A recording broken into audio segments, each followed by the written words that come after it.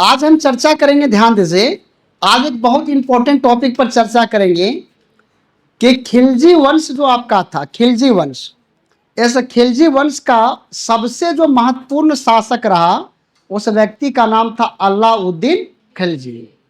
और अलाउद्दीन खिलजी ना केवल एक साहसी और साम्राज्य विस्तार का शासक था, बल्कि इन्होंने प्रशासन में, डाक व्यवस्था में, सैन्य व्यवस्था में, शिक्षा में और सांस्कृतिक भी इनकी कुछ कुछ उपलब्धियां हैं।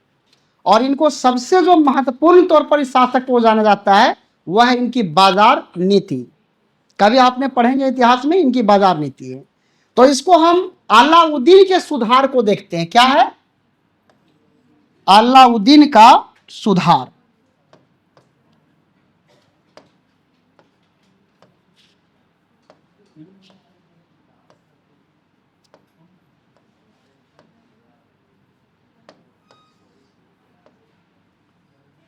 टॉपिक इस तरह से बना लीजिए, अलाउद्दीन खिलजी द्वारा सुधार या अलाउद्दीन का सुधार। इन्होंने क्या चीजें किया, क्या कौन कौन से प्रकार के सुधार इन्होंने किया, इस सुधार की बात आज हम करेंगे। ठीक है, इस सुधार की आज हम चर्चा करेंगे। अलाउद्दीन के सुधारों को लेकर के इसको हम कई भागों में बांट करके देखेंगे। जैसे मैं आपको बना दे रहा हूं बोर्ड पर, ऐसे ही आप लोग बना लीजिए। सबसे पहला इनका जो सुधार है वह हम प्रांतीय स्तर पर देखेंगे। प्रांतीय स्तर को क्या बोला जाता था? यहां पर एकता। फिर हम लोग इसके प्रशासनिक सुधार को देखेंगे। प्रशासनिक सुधार देखेंगे। प्रशासनिक सुधार के बाद हम अलाउद्दीन खिलजी के बारे में सैन्य सुधार की बात करेंगे। सैन्य सुधार की बात करेंगे। सैन्य सुधार के बाद हम लोग इसमें पुलिस व्यवस्था की बात करेंगे। पुलिस व्यवस्था, और इसी में लिख लिए गुप्तचर, गुप्तचर व्यवस्था, गुप्तचर व्यवस्था। फिर हम इसमें देखेंगे डाक सुधार, और फिर हम यहां पर भू राजस्व की बात करेंगे। आर्थिक सुधार, आर्थिक सुधार। अब इस आर्थिक सुधार की जब हम लोग बात करेंगे तो आर्थिक सुधार में इसने 2 कदम महत्वपूर्ण उठाया था। 2 कदम। और 2 कदम यह कौन था, इसी तरह से यही डायग्राम में बना लीजिए। एक था इनका भू राजस्व में सुधार, और दूसरा जो सुधार था वह था बाजार प्रणाली में सुधार।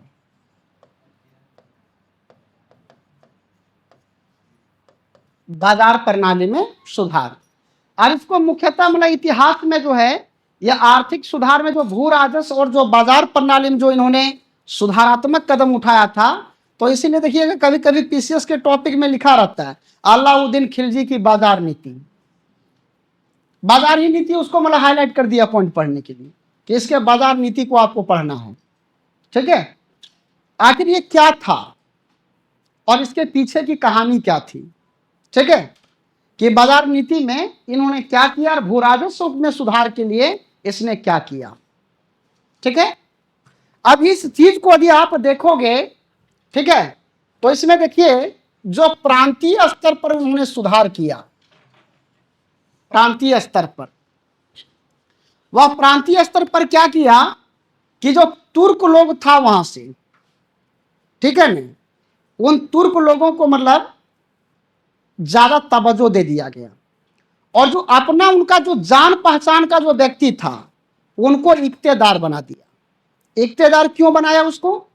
ताकि वह मतलब वो प्रांतीय स्तर पर वह विद्रोह ना कर सके और विद्रोह करके अलाउद्दीन खिलजी के साम्राज्य को वह खत्म ना कर दे। इसलिए यहां पर क्या कर दिया, जान पहचान के लोग, अपने परिवार रिश्तेदार जिन पर वो अच्छा भरोसा करते थे, उसको यहां पर क्या कर दिया, ला करके डाल दिया।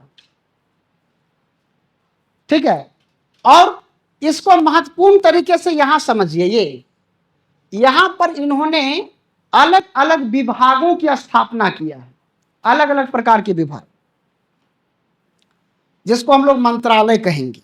ठीक है, प्रशासनिक सुधार में उसको मंत्रालय कहा जाता है।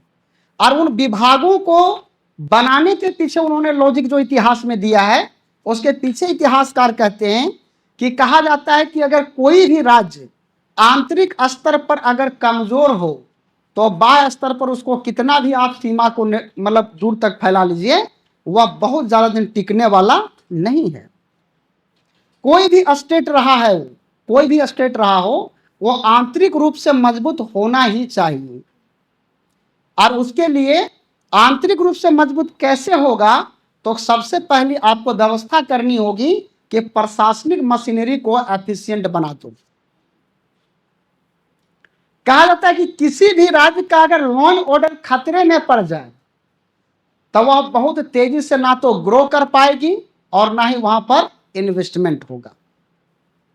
जैसे उदाहरण के लिए भी मैं आपको बताता हूं, पाकिस्तान, वहां की एक कहानी मैंने आपको बताया कि एक कराची में जो पाकिस्तानी मूल के लोग थे, उन्होंने आकर के सोचा पाकिस्तान का भी भला हो जाएगा, हमारी भी भला होगा। बेचारे बाहर में रह करके विदेशों में काम किया, पैसा जुगाड़ करके रखा, और कराची जो वहां पर सबसे ज्यादा पॉपुलेशन वाला एरिया है, वहां पर उन्होंने एक शॉपिंग मॉल को खोल दिया। सोचा शॉपिंग मॉल खोलेंगे, वहां भी रोजगार मिलेगा, उससे भी पैसे कमाएंगे, मैं भी कमाऊंगा। जिस दिन उद्घाटन था उसी दिन सब उठ के भाग गया। ठीक है, अब वो बंदा जो था जिन्होंने खोला था उस मॉल को, बोले यार इससे बढ़िया तो हमारे पास पैसे जमा था, वही ठीक था। उस चीज को देख करके वहां के जो लोग हैं, वह बाहरी लोग यानी फॉरेन डायरेक्ट इन्वेस्टमेंट वहां पर इन्वेस्ट नहीं कर रहे हैं। चीन वहां पर बहुत ज्यादा दिलचस्पी दिखा रहा था चाइना पाकिस्तान इकोनॉमिक कॉरिडोर को लेकर के, लेकिन जब वहां के इंजीनियरों को मारा जाने लगा, चाइनीज इंजीनियरों को, तो वो भी कह रहा है यार हम तो ये तो फंस गए हैं लेकर के प्रोजेक्ट। इसीलिए कहा जाता है कि कोई भी राज्य तब तक विकास नहीं कर पाएगी जब तक उसका लॉ एंड ऑर्डर ठीक ठाक से काम ना कर रहा हो। लॉ एंड ऑर्डर अगर ठीक ठाक काम कर रहा हो, कानून व्यवस्था ठीक हो, तब उसके लिए आपको प्रशासनिक मशीनरी को दक्ष रखना पड़ेगा, एफिशिएंट रखना पड़ेगा। और इस प्रशासनिक मशीनरी को एफिशिएंट बनाने के लिए उन्होंने कुछ कुछ विभागों की स्थापना किया। जैसे पहला जो है, विभाग तो आप बना दोगे, लेकिन सैलरी देने के लिए व्यवस्था कर लोगे ना भैया। आप लोग पता है वो सरकारी नौकरी जल्दी नहीं निकलता है, और निकलेगा तो बहुत कम निकलेगा। क्यों? क्योंकि सरकारी नौकरी में उसको ज्यादा सैलरी सरकार को देना पड़ेगा। अब उसी जगह पर एक नया शुरुआत किया है सरकार ने, आउटसोर्सिंग कंपनी के माध्यम से काम को करवाना। ठीक है, आउटसोर्सिंग। अब सिंपल सा बात है कि अगर एक सरकार अगर स्वास्थ्य को सही करने के लिए एम्बुलेंस व्यवस्था लाना चाहती है, तब अपना पैसा से सब एम्बुलेंस खरीदना पड़ेगा। लेकिन आउटसोर्सिंग कंपनी आई, कहे मेरे पास 1000 एम्बुलेंस है, मैं झारखंड सरकार को दे देता हूँ भाड़े पर। बोला एक दिन का भाड़ा कितना लोगे? बोला 500 लेंगे। सरकार को कोई गाड़ी खरीदना पड़ा क्या? वही 500 में उन्होंने चाहे 1000 रुपया एक दिन का जो भी लेगा, वो उसी के अनुसार वो लेकर के, ड्राइवर भी वही कंपनी देता है, ड्राइवरों की भर्ती कंपनी करती है, सरकारी ड्राइवर नहीं होते। ड्राइवर को वेतन कौन दे रहा है? कंपनी दे रहा है। और कंपनी को पैसा कौन दे रहा है? सरकार दे रही है। यानी डायरेक्ट सरकार और आदमी के बीच में कनेक्शन कट आउट है।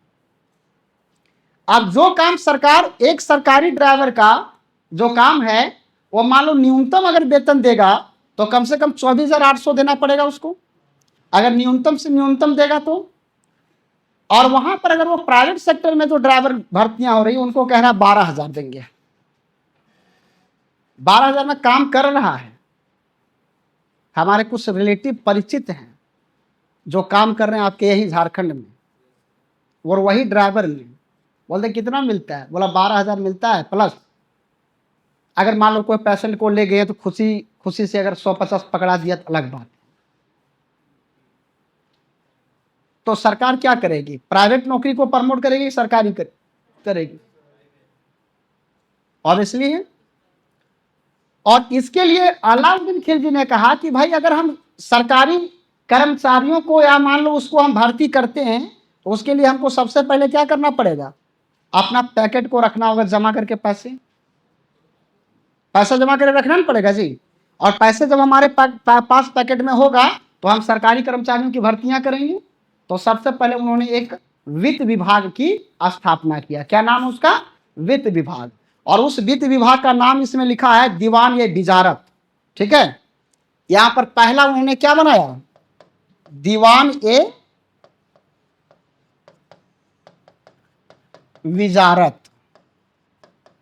और ये जो था क्या नाम था इसका? वित्त विभाग। अगर किसी भी स्टेट का ये वित्त विभाग ठीक ठाक काम कर रहा हो, समझना उसे कोई भी आपका रोक नहीं पाएगा, वो आराम से वह कर लेगा। ठीक है, आराम से वह कर लेगा। और ये जो वित्त विभाग था, इनके जो प्रमुख होते थे उनका नाम था वजीर। क्या कहलाता था? वजीर। तो लिख लीजिए इसको, उसके नीचे ही इसके प्रमुख कौन थे? वजीर। और ये वजीर किसके अंडर में काम कर रहा है? सुल्तान। दीवान-ए-विजारत। क्या नाम है उसका? दीवान-ए-विजारत। लिखिए दूसरा लिखिए, दूसरा लिखिए दीवान-ए-आरिज। इसमें क्या है? दीवान-ए-आरिज।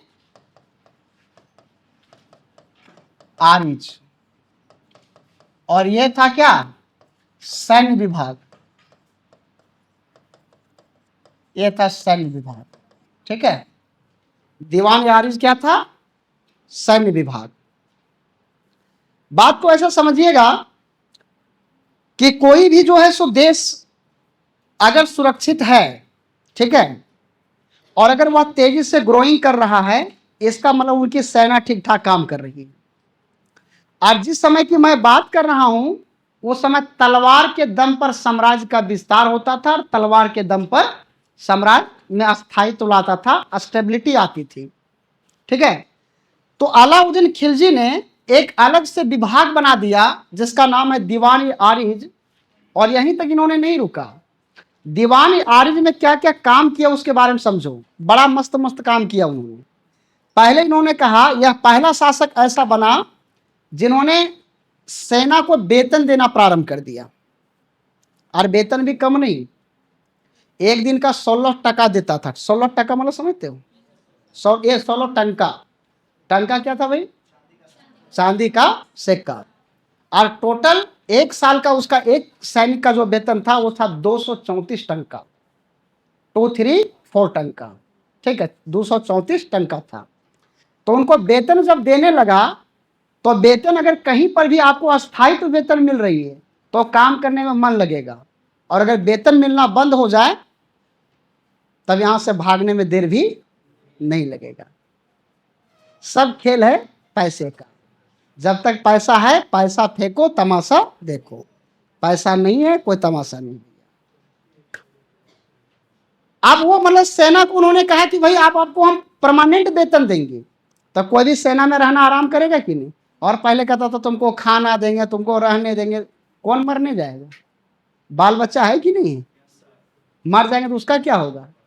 और उस समय मारता ऐसे थोड़ी ना था, जहां से तलवार लगे पार। तलवार, भाला, बर्छा, जिंदा भी रहोगे तो हो सकता है लंगड़ा घूमोगे। तो सरकार ने मतलब एक तरह सरकार, ये कौन? अलाउद्दीन खिलजी। इन्होंने कहा भाई तुमको वेतन हम देंगे प्रॉपर, और साथ में हथियार, कपड़े लत्ते और आपकी घर की सुरक्षा की पूरी गारंटी राज्य का रहेगा, यानी उनकी रहेगी।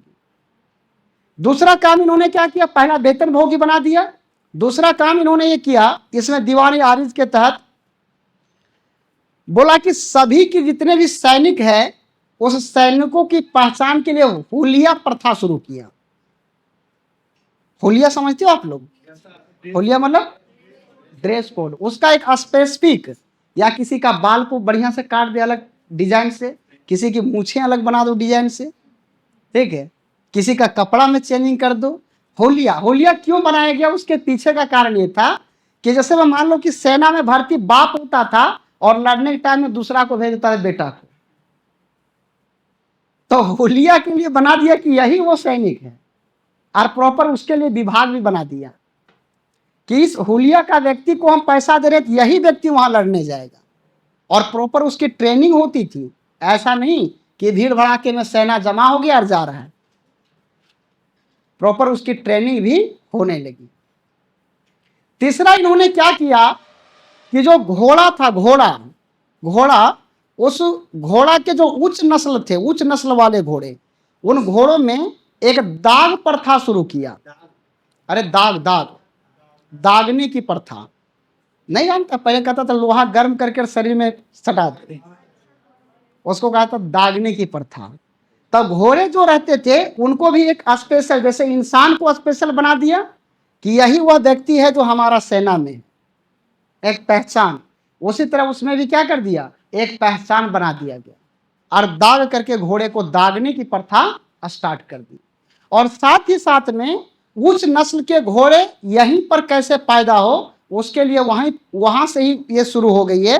ये जो अभी बायक तकनीकी नहीं है, यहाँ पर जो उच्च नस्ल के मतलब बैल वगैरह मिलते हैं, गाय वगैरह होती है, तो इसको वायक तकनीकी के द्वारा होता है। तो उसी तरह वो बोला कि उच्च नस्ल के घोड़े कैसे हो, इस पर आप लोग रिसर्च करिए, क्योंकि हम सारा मध्य एशिया से घोड़ा बहुत ज़्यादा खरीद करके ला नहीं पाएंगे इतने सारे घोड़े, इसलिए उन घोड़े को यहीं पर हम तैयार करेंगे, यहीं पर उन घोड़े को ट्रेनिंग देंगे जो युद्ध के मैदान में हमारे साथ क्या करे, कदम ताल करते हुए नजर आए। कदम ताल समझते हो ना?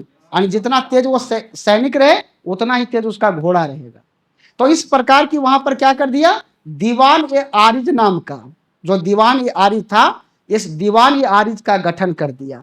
और इसका जो प्रमुख होता था, जिस तरह हेड होता है ना सैन्य विभाग का, आज हेड को हम लोग जनरल कहते हैं, सीडीएस वगैरह होते हैं, उस समय इसका नाम था आरिज ए मुमालिक। इसका नाम क्या था? आरिज ये मुमालिक। इनका अच्छा चीज किया गया है, ठीक है, इसीलिए इतना लिखवा रहा हूं इसको। आरिज ये मुमालिक है इनका प्रमुख का नाम। किनका प्रमुख का नाम है? ये आपके सैन्य विभाग के जो हेड है उनका नाम क्या है? आरिज ये मुमालिक उस व्यक्ति का नाम है, ठीक है। और आरिज ये मुमालिक का काम क्या था? जैसा कि मैंने कहा, साम्राज्य को प्रोटेक्शन करना, साम्राज्य का विस्तार करना बगैर एक अच्छा सैन्य विभाग के संभव नहीं हो सकता था। और इस चीज को अलाउद्दीन खिलजी ने बहुत ही बेहतर तरीके से समझा और कुछ सुधार उसमें कर दिया, ठीक है। नेक्स्ट लिखिए अब अगला विभाग। उस विभाग का नाम है दीवान ये इंसा। हाँ, यहां पर मैं लिख देता हूं दीवान ये इंसा। दीवान ये इंसा, ये है मुमालिक। दीवान ये सॉरी आरिज ये मुमालिक, उसके प्रमुख। किसका प्रमुख है? ये दीवान ये आरिज का, आरिज ये मुमालिक उसका प्रधान है, जो सैन्य विभाग का हेड था। अब इसको किया दीवान ये इंसा। अब ये दीवान ये इंसा क्या था भाई? एक तरह से वो था आदेश पालक विभाग, आदेश देने वाला।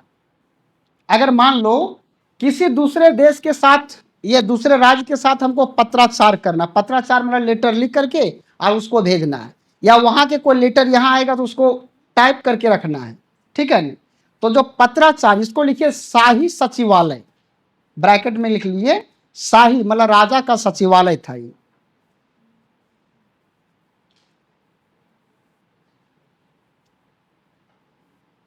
और शाही सचिवालय का जो हेड था उसका नाम था दीवान ये मुमालिक। उसका क्या नाम था? दीवान ये मुमालिक।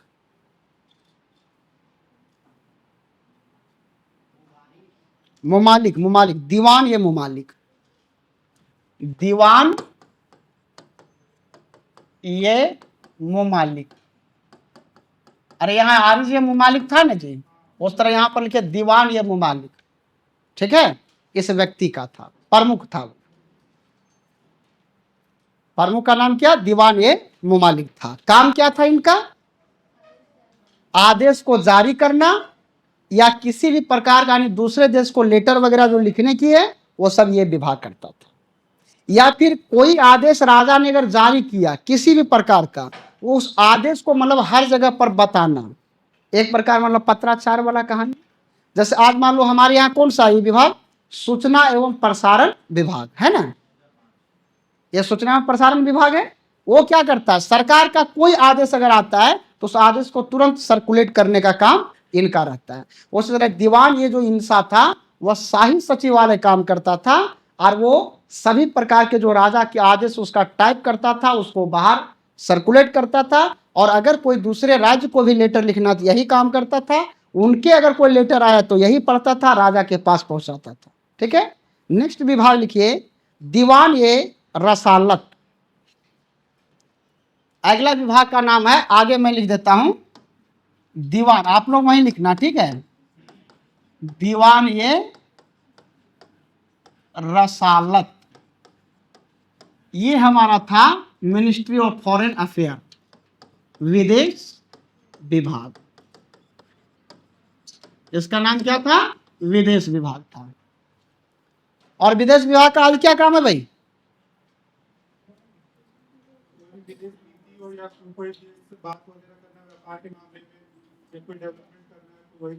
समझ में आ गया? उस समय भी यही था। अगर किसी दूसरे देश के साथ अगर किसी भी प्रकार का डिप्लोमेटिक रिलेशनशिप या फिर व्यापार को प्रमोट करना या किसी अन्य प्रकार के हमारे उनके साथ के संबंध को बेहतर करना या फिर मान लो युद्ध करना, धमकी उमकी देना है, तो सारा काम कौन करता था? विदेश विभाग। आज इसका जो हीरो था, यह हीरो कौन था? यह स्वयं सुल्तान था। स्वयं सुल्तान के अंदर में यह काम था। किसके साथ हमारा कैसा संबंध रखना है, यह स्वयं सुल्तान तय करता था। हालांकि सुल्तान को सहयोग देने के लिए बहुत सारे अधिकारी वर्ग का जिक्र मिलता है यहां, ठीक है। उसके बाद एक और विभाग था जिसका नाम है दीवान ये रियासत। लिख लीजिए इसका, दीवान ये रियासत। और यह कौन विभाग था भाई? इस विभाग का नाम लिख लीजिए आप, बाजार को नियंत्रण करने के लिए, मार्केट कंट्रोल डिपार्टमेंट, बाजार नियंत्रण विभाग, बाजार नियंत्रण विभाग था। और बाजार नियंत्रण की जो विभाग ये थी,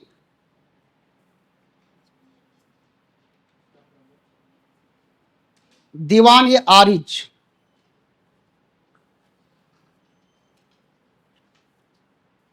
ठीक है, इस विभाग का काम क्या था वो समझो, ध्यान रखिएगा।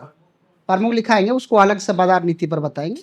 अभी उसमें बाजार नीति पर स्पेशल क्लास लेंगे अभी कुछ देर में। अभी केवल उतना लिख लो और बाजार नीति की बात कर लेंगे। आप समझो, वो तो सैन्य विभाग का था, वो इसका नहीं था। आपको बाजार नीति में उसके बारे में हम लोग बात करेंगे, ठीक है। उसका नाम था आरिज ये मुमालिक, वो जो हेड था ना उसका नाम था आरिज ये मुमालिक, ठीक है। अब हम आपको समझाते हैं, वो समझो। केवल ये चीजें समझ में आ गई, चार विभाग की स्थापना और ये चारों का काम करना। चारों का क्या काम था? ये वित्त विभाग का काम था राजस्व को कैसे जुगाड़ करना, और राजस्व को जुगाड़ करने के लिए इन्होंने दो कदम को उठाया। पहले आप विदेश विभाग वाला ही समझ लेते, फिर उस हम लोग डाक विभाग वगैरह वगैरह की बात करेंगे। अब इसको लेकर के उन्होंने क्या किया था वो समझिए।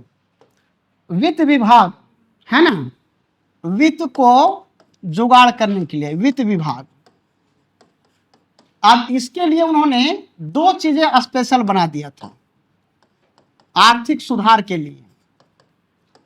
इसमें क्या था? आर्थिक सुधार के लिए। आर्थिक सुधार के लिए इन्होंने क्या क्या कदम उठाया? दो कदम प्रमुख उठाया। एक उठाया भू राजस्व को कैसे बढ़ाया जाए, भू राजस्व में वृद्धि के लिए, और दूसरा इसमें बाजार का नियंत्रण करने, बाजार नियंत्रण। ठीक है, अब इसके बारे में थोड़ा लिख लीजिए। यह भू राजस्व में वृद्धि करने के लिए, भू राजस्व में वृद्धि करने के लिए क्या करना पड़ेगा बताइए आप ही लोग। अभी अगर भूमि सुधार की अगर आपको बात किया जाए कि भूमि सुधार करना है तो कैसे आप करोगे, क्या क्या कदम उठाओगे?